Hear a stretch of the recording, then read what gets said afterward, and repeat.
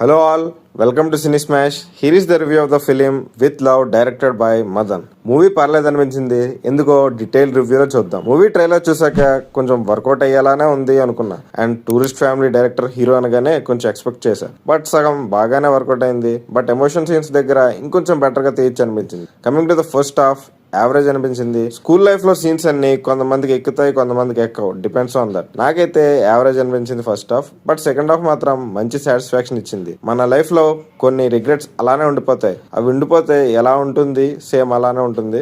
మూవీలో ఫన్ ఎక్కడైతే బాగా పేలాలో అక్కడ అసలు వర్కౌట్ అవ్వలేదు. మూవీలో నచ్చిన ఆస్పెక్ట్ ఏంటంటే మూవీలో క్యారెక్టరైజేషన్ కొంచెం బాగా హ్యాండిల్ చేశాను అనిపించింది. ఎక్కడ ఆర్టిఫిషియల్ గా అనిపించలేదు.